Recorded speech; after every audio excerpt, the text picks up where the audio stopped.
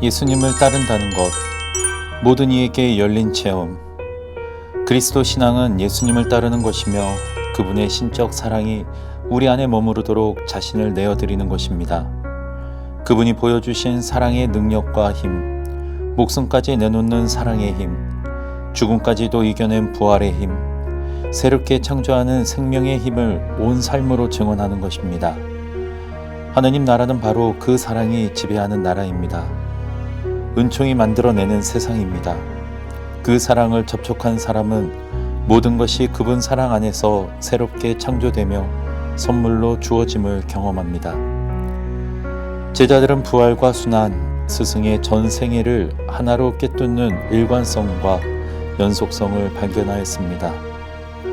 그분의 온 삶이 병자와 죄인과 함께하심이, 비참한 삶의 현실을 자신의 것으로 받아들이심이, 순환과 죽음이, 부활하심이 모두 인간을 향한 하느님 아버지의 지극한 사랑을 드러내고 있음을 깨달은 것입니다. 동시에 이것은 예수님께서 당신의 영을 통해 오늘 교회 안에, 세상 안에 신비롭게 현존하고 활동하심에 대한 깨달음입니다. 보라, 내가 세상 끝날까지 언제나 너희와 함께 있겠다. 제자들의 경험은 우리 모두에게 열린 체험이기도 합니다. 예수님의 주님이심, 그분의 다스리심은 그분과의 인격적 만남을 통해 실현됩니다. 교회 안에서 말씀과 성사를 통해 지금 여기서 그분을 새롭게 만나는 것입니다. 2000년 전 예수님에게서 그리고 제자들에게서 일어난 일은 과거의 일로 끝나버린 사건이 아니라 그분의 영을 통해 교회 안에서 언제나 새롭게 재현되는 사건입니다. 그분의 눈길, 손짓, 말씀, 행동, 그분이 걸으신 모든 역사적 여정이 모두 교회의 믿음 안에서 나와 우리를 향한 것이 됩니다. 관건이 되는 것은 그분과 만나는 것, 그분과 사귀며 그분을 알아가는 것입니다. 마치 친구를 사귀듯이 말입니다. 우리에게 던져야 할 근본적인 물음은 이것입니다. 과연 나는 그분을 얼마나 알고 있나? 예수님, 이 시대에도 주님이신가? 교회는 그렇다고 답합니다. 그러나 그 답은 내가 직접 걷지 않고서는 다다를 수 없는 진리입니다. 교회의 그렇다가 우리의 그렇다가 되기 위해서 우리 역시 그 길을 걸어야 합니다. 제자들이 걸었던 길이며 수많은 그리스도 신자들이 걸었던 길입니다. 이 길은 이미 정답을 알고 출발하는 길인 동시에 그의 끝자락에서 비로소 그 답의 의미가 온전히 밝혀지는 길이기도 합니다. 예수님을 만난 이들처럼, 그분의 제자들처럼 우리 역시 실존적 물음을 안고 계속해서 걸어갈 때, 예수님과 제자들이 걸은 그 길을 함께 걸을 때, 그 역동적인 만남과 성찰, 매일의 삶 속에서 서서히 밝혀질 것입니다. 우리는 그리스도인인 동시에 매일 그리스도인이 되어가는 것입니다. 다시 떠나야 할 길. 정통한 그리스도론 신학자 조셉 도렛 대주교는 자신의 저서 모든 일을 위한 예수에서 예수님의 신원은 단 한순간에 밝혀지는 것이 아니라 그와 함께 끝까지 걸었을 때 비로소 밝혀지는 무엇이라 설명합니다. 예수님의 신원을 스스로 발견하기 위해 우리 역시 그분을 따랐던 이들처럼 실존적 물음을 안고 가야 합니다. 실존적 물음을 갖고 교회 안에서 그리스도와 함께 대화하며 찾는 과정에서 하느님은 당신의 모습을 조금씩 드러내실 것입니다.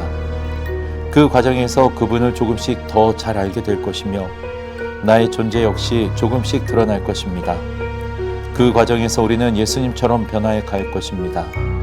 온유하고 겸손하게, 너그럽고 따뜻하게 그분의 향기를 조금씩 풍겨낼 것입니다. 진리는 그처럼 나의 실존 안에서, 나의 삶 안에서 조금씩 밝혀집니다. 나의 변화와 더불어서 말입니다. 다시 발견하는 나약함의 신비. 예수님을 더 잘 알기 위해, 그분의 주님이심이 어떤 것인지 더 깊이 이해하기 위해 이 시대에 더욱 유의해야 할 것은 그리스도 신앙이 전하는 하느님 전능하심의 역설입니다. 약함 안에서 오히려 그분의 전능하심이 드러난다는 진리입니다. 나의 힘은 약한 데에서 완전히 드러난다. 특히 십자가 위에서 상처 입으신 예수님의 일그러진 모습은 하느님의 전능하심을 전혀 다른 방식으로 이해하도록 초대합니다. 유다인들은 표징을 요구하고 그리스인들은 지혜를 찾습니다. 그러나 우리는 십자가에 못 박히신 그리스도를 선포합니다. 그리스도는 유다인들에게는 걸림돌이고 다른 민족에게는 어리석음입니다. 그렇지만 유다인이든 그리스인이든 부르심을 받은 이들에게 그리스도는 하느님의 힘이시며 하느님의 지혜이십니다. 하느님의 어리석음이 사람보다 더 지혜롭고 하느님의 약함이 사람보다 더 강하기 때문입니다. 하느님께서 인간 역사 안에 들어오실 때, 당신의 말씀을 건네실 때 인간의 나약함을 교묘히 없애지 않으셨습니다. 그분이 취하신 나약함은 오히려 그분의 권능을 드러내는 강한 표지입니다. 하느님의 권능은 인간의 자유를 인정하심에, 인간을 믿어주심에, 나약함 안에서 놀라운 일을 이루어주심에 있습니다. 집 짓는 자들을 내버린 돌, 예수님의 인간적 면모에서 하느님의 권능을 발견합니다. 가엾은 마음, 부드러운 눈길과 손짓, 건네는 말씀, 조용하게 다가섬, 상대방이 스스로 나올 때까지 기다림, 윽박지르지 않고 자유를 인정해 주심. 바로 거기서 사랑의 권능이 드러납니다. 그것은 인간이 자신 안에 갇히지 않고 나오도록 하는 힘이며 친교로 불러주는 힘입니다. 그 사랑은 산들바람처럼 부드럽게 다가오지만 그 부드러움이 세상을 뒤흔드는 지진보다 혹은 핵폭탄보다 더 강합니다. 보다 인간다운 세상을 위하여. 그 사랑은 오늘 모든 종류의 관계를 통해 우리에게 전해집니다. 나 자신과의 관계, 이웃과의 관계, 환경과의 관계, 사회와 정치와 경제와의 관계, 우리를 둘러싼 모든 것과의 관계를 통해 아주 작은 사랑이 우리에게 전해져 새로운 기적들을 만들어냅니다. 우리 안에 믿음을 불러일으키고 희망과 사랑을 되찾아줍니다. 이 시대가 인간의 정체성 위기의 시대라고 한다면 그리스도인에게 주어진 사명은 파괴된 모든 관계를 다시 새롭게 연결시켜 인간다움을 회복시키는 것에 투신하는 것이 아닐까 합니다. 나자렛 사람 예수님이 그랬던 것처럼, 그리고 그분의 제자들, 그 뒤를 이어 수많은 그리스도 신자들이 그랬던 것처럼 말입니다. 예수님은 오늘도 주님이시며 구세주이십니까? 이제 자신 있게 답할 수 있을 것입니다. 우리가 그분과 만나고 사귀며 그분을 더 잘 알아가고 그분의 인품과 사랑에 깊이 감화받고 조금씩 그분을 닮아가며 삶의 모든 순간을 그분과 함께 살아가며 그분처럼 나의 삶과 생명을 내어놓을 수 있게 되며 사랑이 내 삶을 지배하고 더 이상 두려움과 공포와 원한과 분노가 나를 지배하지 않게 될 때 우리는 그분을 주님이라 고백할 수 있을 뿐 아니라 그분을 주님으로 고백하는 이 아름답고 위대한 신앙의 여정으로 많은 이들을 초대할 수 있을 것입니다.